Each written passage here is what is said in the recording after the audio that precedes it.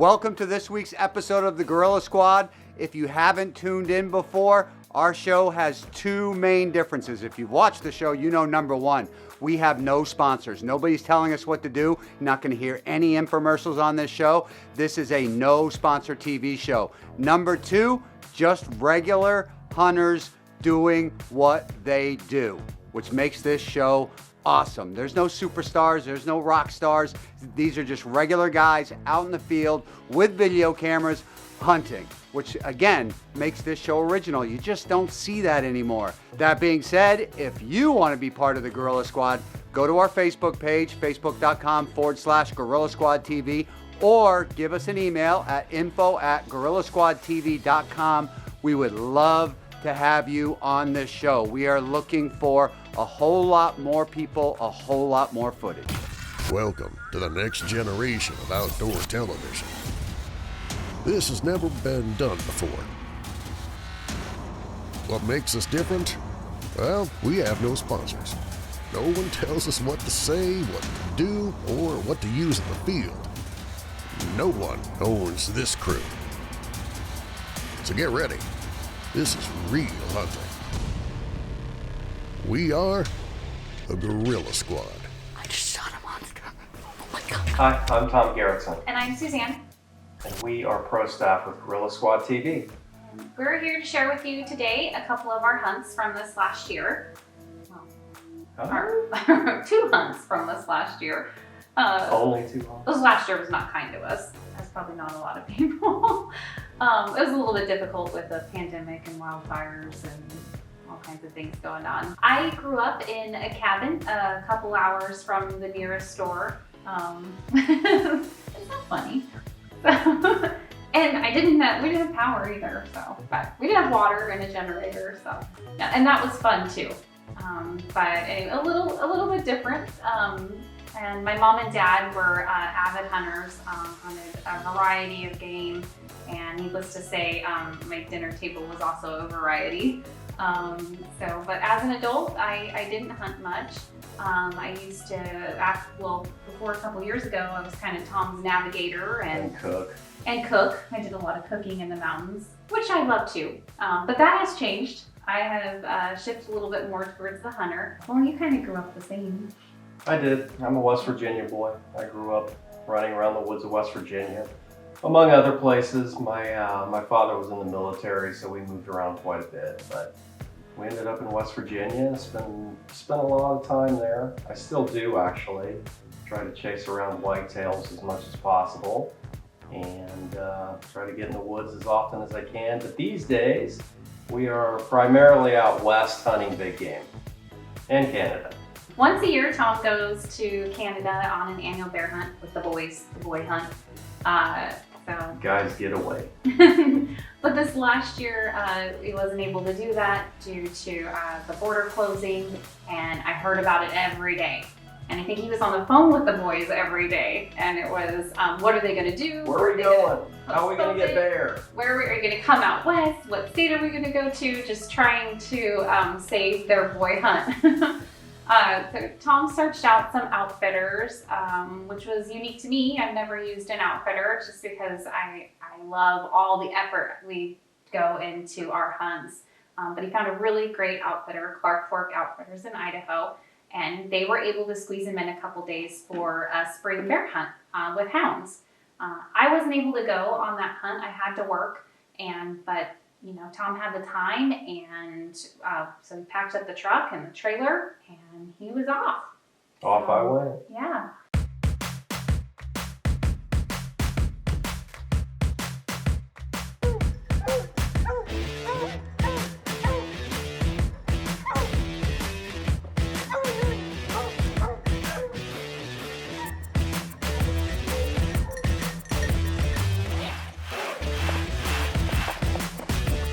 Hopefully the dog's got something good.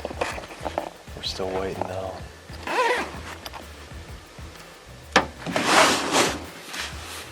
Set a few more loose. Hopefully we get lucky.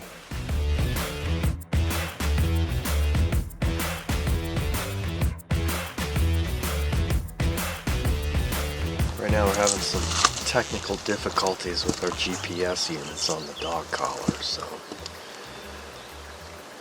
we're just trying to get all that resolved, but that's all part of dog hunting. Things don't always work when they're supposed to, so we're still showing some of the dogs where they were before. We can hear a couple down the hill, but right now we don't know where all of them are, so we're trying to track them down. Just playing the waiting game. So after the GPS collar malfunction, we finally got that situated, and it wasn't long after that the guide told us that we ended up getting a bear up in the tree, or the dogs got a bear up in the tree. So lo and behold, I mean, after the delay, we were super pumped. So we were ready to get down there. So we hightailed it, got to hiking, and got down into where the bear was.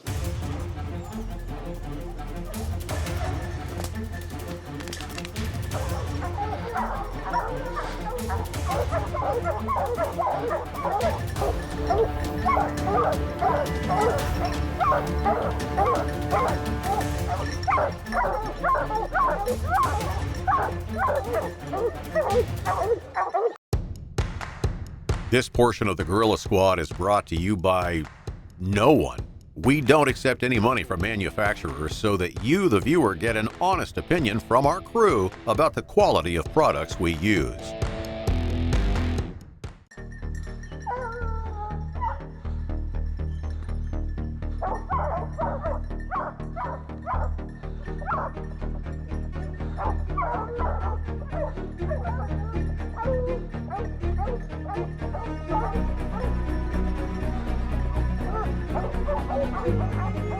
Unfortunately, it was just too small of a bear, so didn't drive all that way to take something that small. So we just had to let that one go. Sometimes that's how it is with hunting. You don't always get the big trophy, and this definitely wasn't one of those. So, But a beautiful sight. Oh Seeing yeah, a bear. yeah, nothing prettier than seeing a bear in a Hiking tree. through the mountains and all of that, so just Yeah. part of it. Oh, unfortunately, it just wasn't a very big bear, so we just had to let that one go. Well, even though the dog's treat was a little too small to take, wasn't ready to quit yet. I didn't have a whole lot of time to hunt, so I had to make the most of it. So what I did late in the day was climb up into a tree stand and sit on some bait, and hopefully I'd get a bear in there that was hopefully shooter size. So I ended up getting up in the tree stand to spend the last few hours of the day, but unfortunately didn't see anything come in. I think there were a few decent sized bears coming in on that bait from what we knew on the camera, but didn't see anything that evening. So it was unfortunately it was on to the next day. All right, here we are, day 3, coming down to the wire. We're out this morning. We got the dogs out. They're fresh. I think the dogs yesterday, they were just tired from running so much, but didn't see anything in the stand last night. I sat in the stand in the afternoon, but nothing came in. So we're out bright and early this morning. Hopefully, we're going to check some of these baits and see if there's been any activity, and if so, within the last few hours, maybe we'll set the dogs out and see if they can track it down. Anyways, we're hoping for a shooter today. No more baby bears, so hopefully we can come up with something before we leave today. Otherwise we're going to leave empty-handed, and I'll just have to keep my tags until the fall. So stay tuned, and hopefully we'll have something good for you.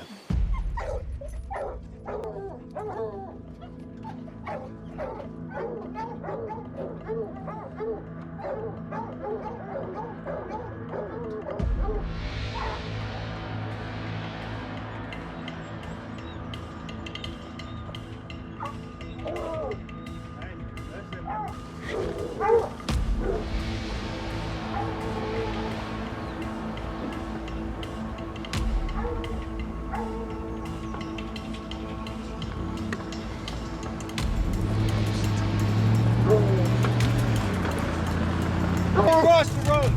Right down the road. Right here. Right here.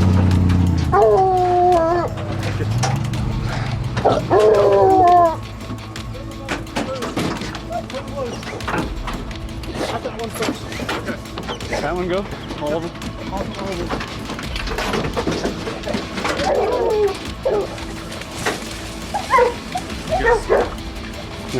It's close, though. Now it's already across the road, and then had to be right in front of dogs us. look like Jasper, and then they Jasper go right behind.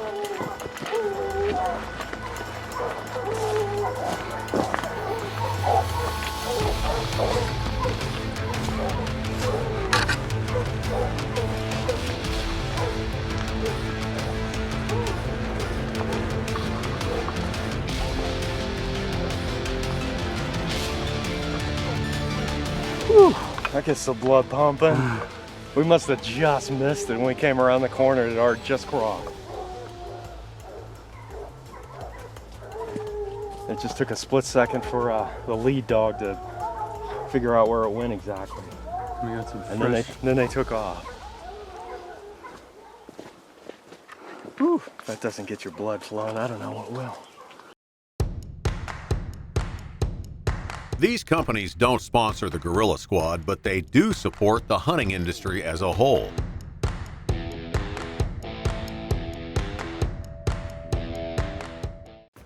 Well, we cut down a whole lot of trees, trying to get to a point where we could intercept this bear. And unfortunately, the bear ended up changing course. By this time, he probably ran about 15 miles, and I don't know how the dogs kept up with this thing, but he was not stopping. He was not getting in any trees. So we ended up circling back, and we were going to try to intercept him at a different point, not too far from where we were.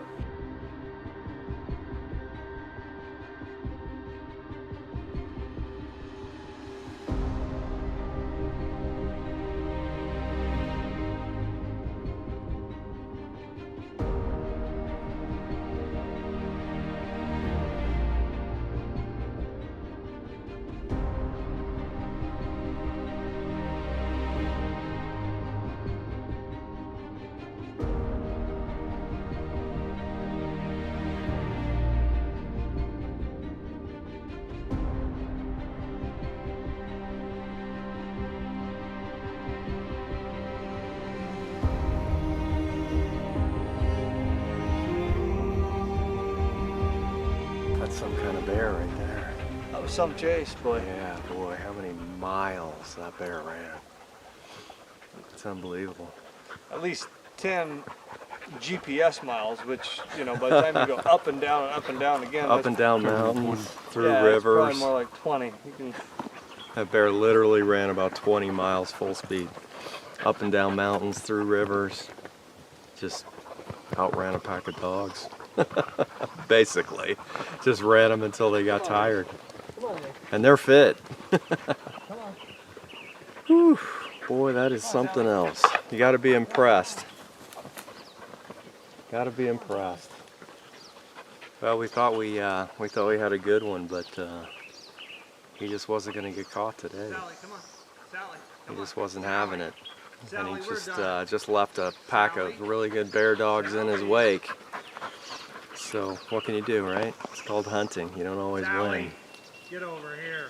So Come on. maybe next time. Come on. Well, I told Leon and Molly that after my unsuccessful spring hunt that I was going to be coming back in the fall, and I did.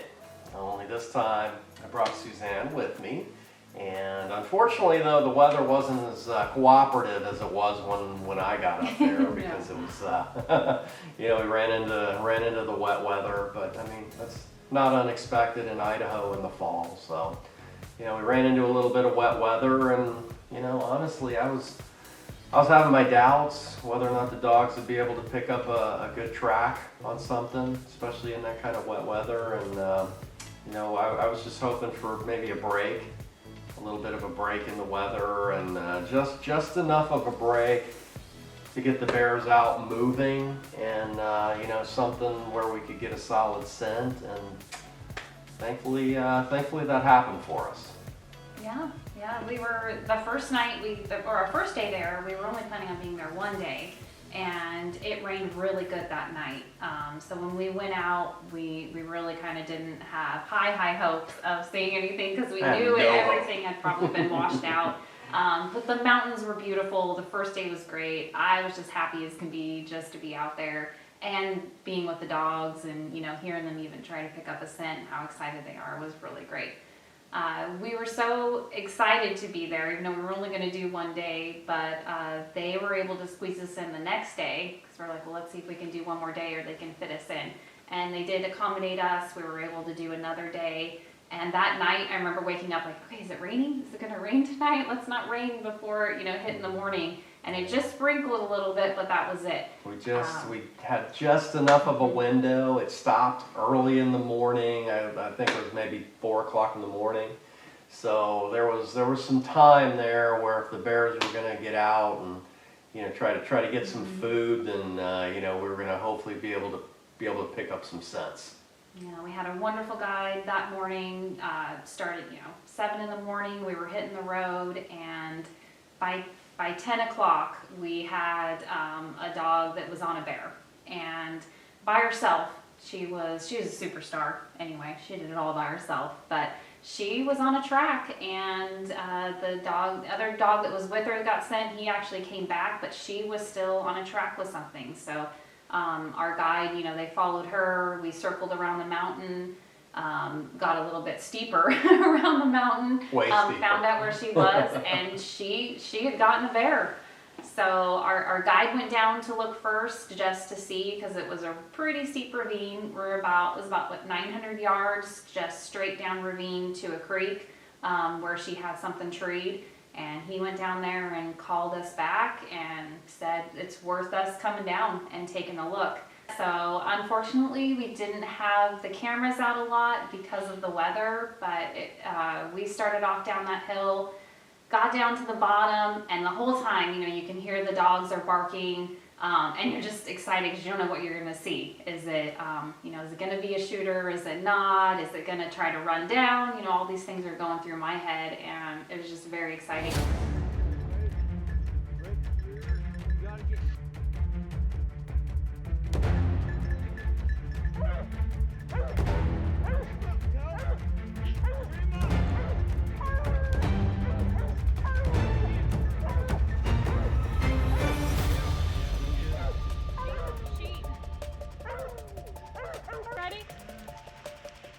Fire in the hole.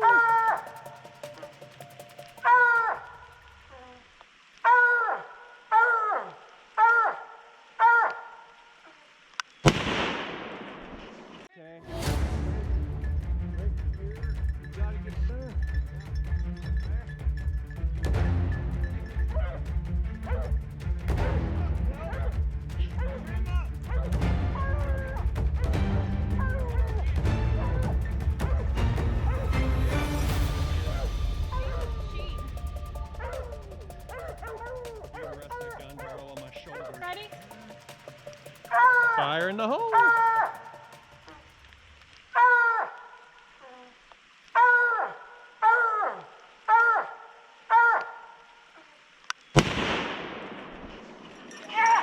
Rocket. Oh, it's on. Wait. We got it. Woo, baby. Woo, baby. Woo, baby.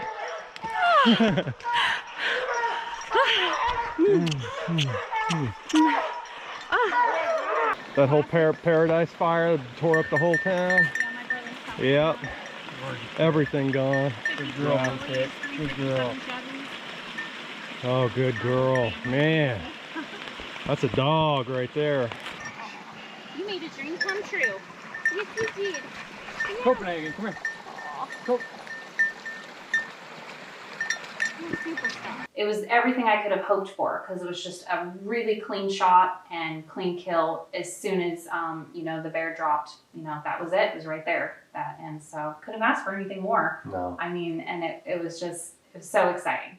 I'm still excited.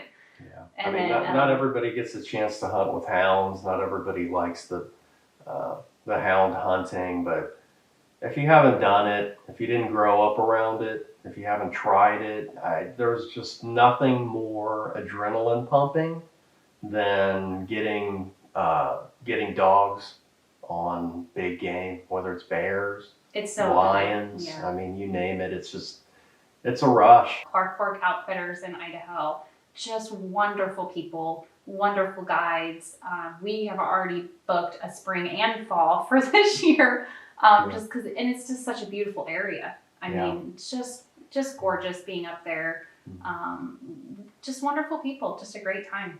Yeah, if you've never been to northern Idaho, you don't know what you're missing. I mean, the mountains are steep, the mountains are green, and it's just absolutely beautiful. And there's just nothing better than having an environment like that and just being able to run hounds through those mountains, chasing after bear.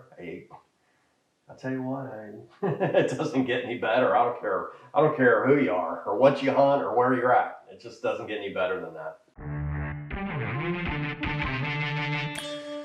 If you're interested in joining the Gorilla Squad, please email info@gorillasquadtv.com or visit us on Facebook at facebook.com/Gorilla Squad TV.